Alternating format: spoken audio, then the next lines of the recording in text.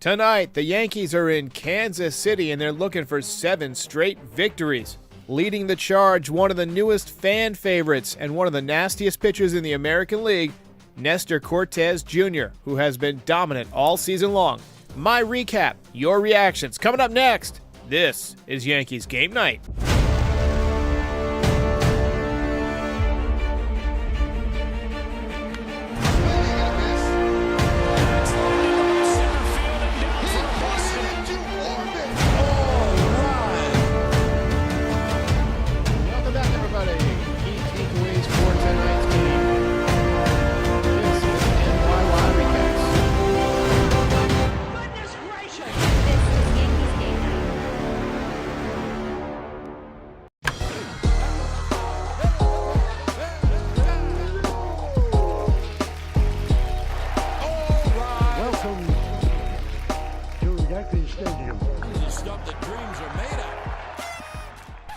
Okay, so it is 11:29 in the East. We're going to keep this somewhat short tonight. Late start time plus a rain delay. I know all of you are ready to get back to the final episodes of Ozark, but Brian Hoke, Yankees beat writer from MLB.com, just tweeted that they're going to wait a half an hour, but they can safely say that this one is over. The tarp is on the field. It's pouring, but I think due to MLB rules, you have to wait a certain amount of time for a rain delay. So if this gets undelayed and the Royals come back and win, you have Brian Hoke to blame. First off, got to send out a congratulations to the Mets on their combined no-hitter tonight. Can't wait for the commemorative 6-man bobblehead or whatever. If you missed the game, it was on Apple TV Plus, one of the 9 million streaming apps. I wasn't thrilled with the decision. I like my Yes network. I'm used to having a good quality picture on the TV. But I got to say, the game looked beautiful. Announcers were boring, but the camera angles were cool. Kind of felt like MLB The Show. The picture was in 4K, and they had all sorts of stats on the screen. For instance, they had the hit probability on a 1-1 count on DJ LeMahieu in the first inning of him having 20% of a chance, or a 20% chance, to reach base. And he makes that look dumb. He doubles off the right field wall. Yankees were smoking everything early on, right at people, a lot of atom balls. Royals flashing a lot of leather. But Rizzo went oppo-boppo for a 2-run shot, his 9th of the season, 414 feet. Stanton follows up with a Stantonian blast to make it 3-0. A back-to-back and a belly-to-belly, 429 feet on the Stanton home run. Tim Apple definitely wanted the juiced balls in the stadium tonight, right? Giancarlo, by the way, sporting a heavy 5 o'clock shadow tonight, needs to stand a little bit closer to the razor, or else he might get a call from Hal. Royals got a run on a double by Salvatore Perez. It probably could have been caught, but LeCastro was positioned way over towards left center field, and even with his speed, he couldn't run it down. Bottom 2, Nestor picked Bobby Witt Jr. off of second base. Gleyber tried to run him down, but then about halfway, he remembered that he's a lot slower than Bobby Witt Jr., and instead, he just kind of steamrolled him off the bag at third base. Bobby Witt slid in. He was going to overslide the bag. Gleyber was chasing him down. He ran right into him, forced him off the bag, tagged him out, gets the out call. Royals manager didn't like it, and he got the old heave-ho thrown out of the game. Royals got another one in the third. Nestor didn't have his good breaking ball tonight early, but he would settle down. Bottom 3, Salvador pops one up behind second base, and the combination of the twilight sky and the wind was too much for the Yankees infield, and it dropped in. Royals pitcher, Chris, I think it's Bubich, weird name, look, he is not a good pitcher. The opponents were hitting 387 off of him coming into the game. He settled down. He just stifled the Yankees embarrassingly for the last, 15 hitters. He got 14 out of the last 15 hitters out. Nestor Cortes was done after 5 innings. His final line, 7 hits, 2 runs allowed. One of them earned, no walks, 3 strikeouts, so good control again for him. Finishes April with a 1.31 ERA. That's a pretty good month. Top 7, DJ LeMahieu makes it 4-2 with a line drive base hit off the shortstop's glove. I would have probably called it an error because it hit right on the shortstop's glove, but he did hit it 105 miles an hour off the bat, so gets credit with the base hit and the RBI. Top 8, Glaber makes it 9-2 with a long home run, his second home run of the year. And then later in the inning, Higashioka opens it up with a 3-run double. I missed a Judge home run in there. Aaron Judge hit a 3-run home run to make it 7-2, and then Glaber made it 9-2. And then Higashioka clears the bases. Look, it's pretty late, folks. Clears the bases to make it 12-2, and that's where we stand. We're doing something. I don't want to play the win sound yet because it's still not 100% official. But if they make it official during this live stream, we will play the win sound. But we're going to go ahead and award the belt tonight regardless because I think the Yankees are going to hold on. We're doing something interesting with the belt tonight. We are giving it to Dylan Lawson, the Yankees hitting coach, for turning this offense around. 10-plus runs in 4 out of the last 5 games. Outstanding job.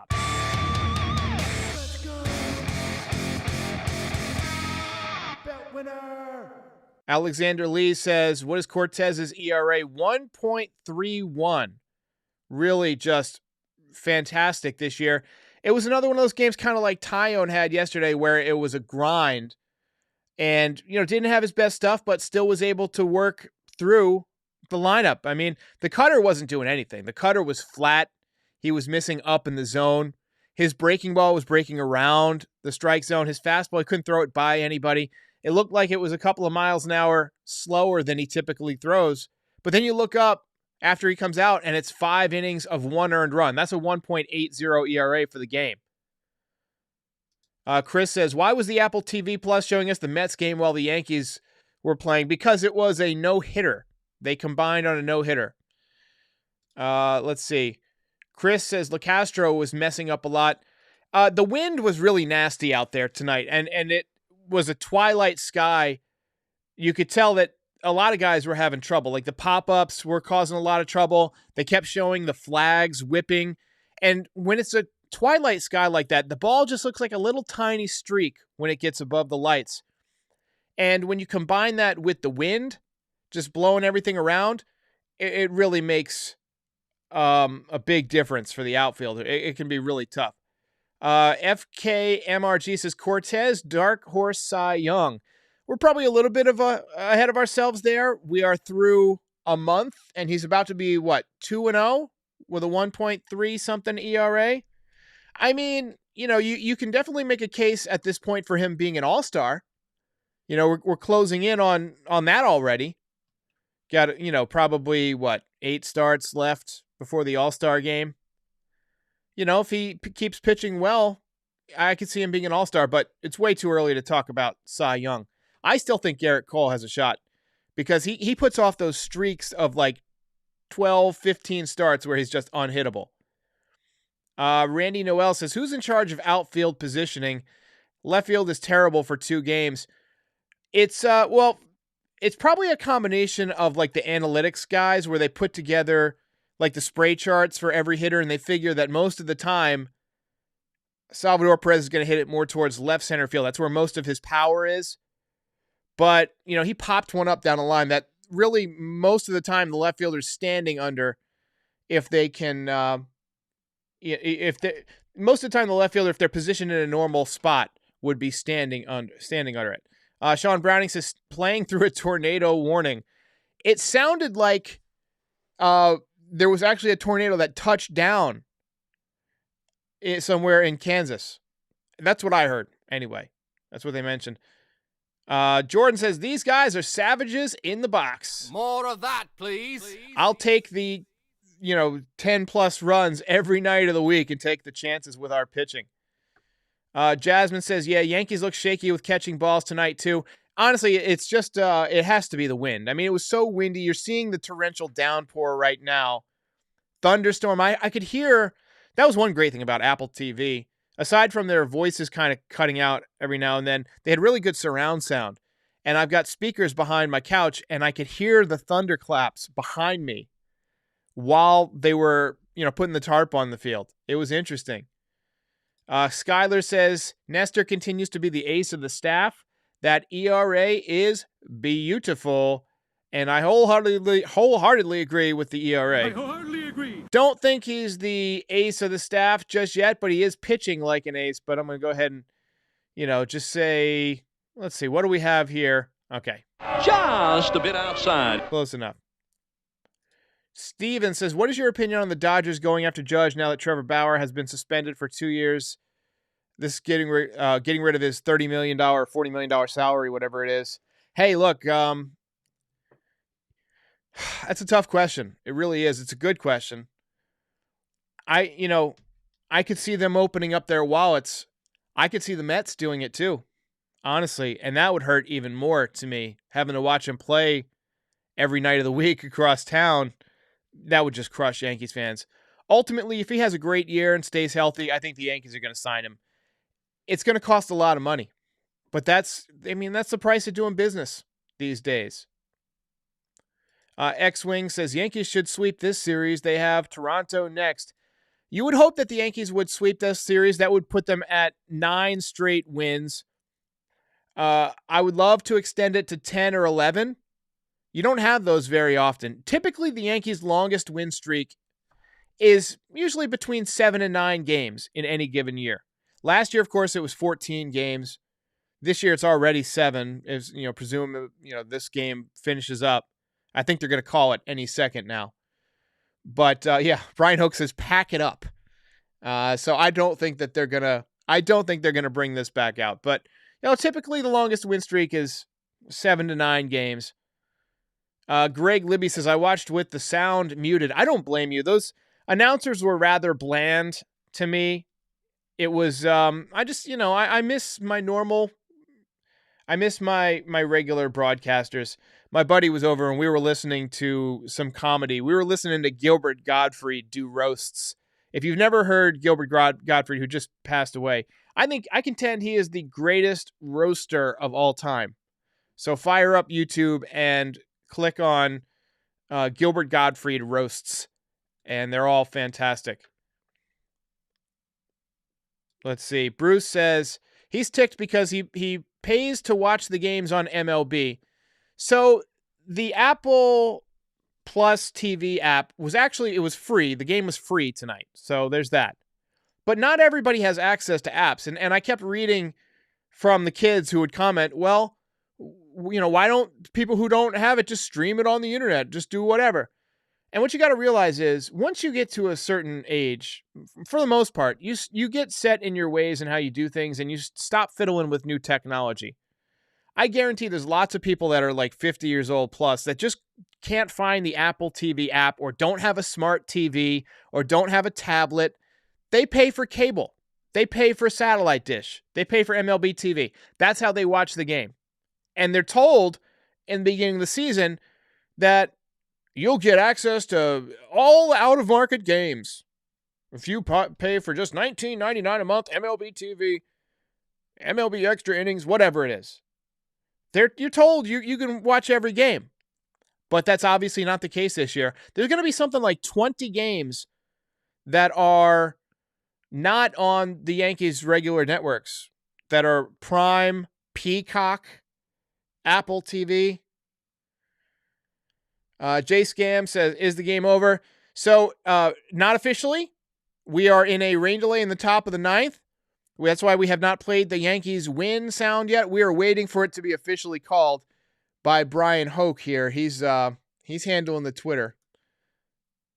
I'm going to check it. I'm going to refresh real quick. Nothing new. He said 25 minutes ago that they're going to wait a half hour, but we can safely say that this ball game is over. So we're going to wait 5 more minutes. So I'll go ahead and take your comments, your chats. We usually do these post games for about 20 to 25 minutes anyway, so it kind of works out nice. We might actually get a Yankees win right here at the end. Jack says, I don't know if Hal can afford it with all the pandemic losses. Oh, yeah, all the pandemic losses. Look, they're doing fine. The Yankees are worth billions and billions of dollars. They can definitely make it. Jack says, just kidding. Okay, I hear you. I hear you. I'm a joke maker. Mike Giarmita says, I probably messed that up. Giarmita says Gottfried was awesome. Yeah, I'm really depressed about Gilbert Gottfried. He was probably one of my top 5 comedians of all time. Passed away last week. maybe 10 days ago. And I've just been going through all his old sets and stuff like that. His podcast was one of my favorites. I've been podcasting now for a few years, but I got into podcasting, probably 5 years ago. And one of the first ones that I listened to was Penn Sunday School, which is Penn Jillette, and he had Gilbert Gottfried on, and they were great friends, and they'd known each other for many, many years, decades. And so I started by listening to Penn Sunday School, and then I signed up for Gilbert Gottfried's podcast. Eventually got into like Rogan and Kevin Smith, and never really listened to sports podcasts, honestly. But now I mostly consume Penn Sunday School and Bill Burr. But let's hear it for the legend, Gilbert Gottfried.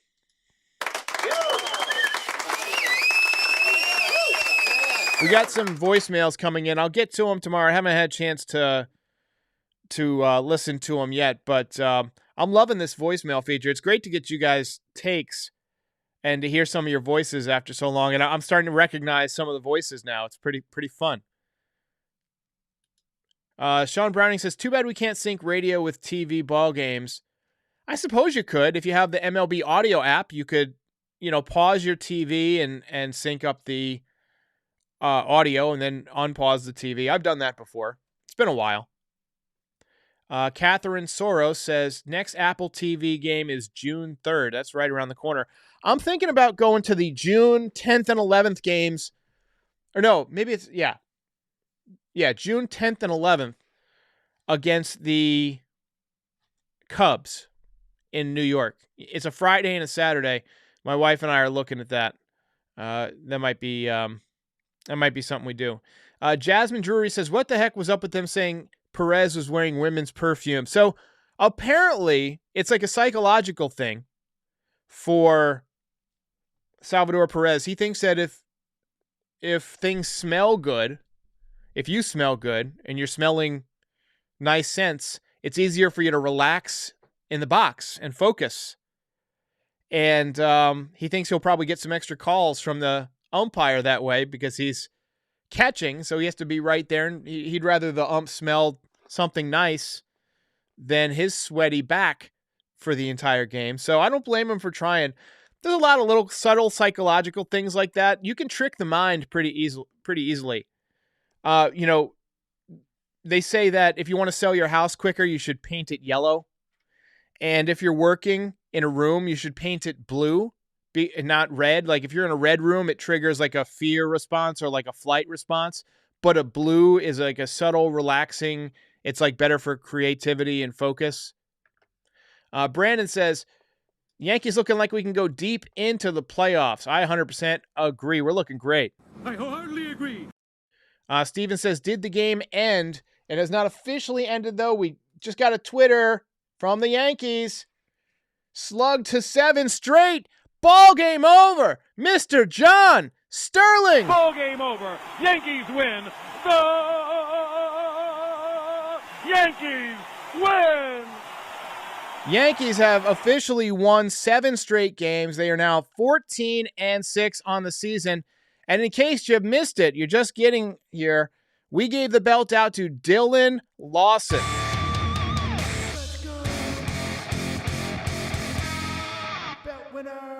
Yankees hitting coach. Yankees continue to slug the ball out of the ballpark. Another really good night in KC. And Aaron Judge, 6 home runs now in roughly 3 weeks, right? It's been, 22 days since the season began? So he's off to his best start since 2017.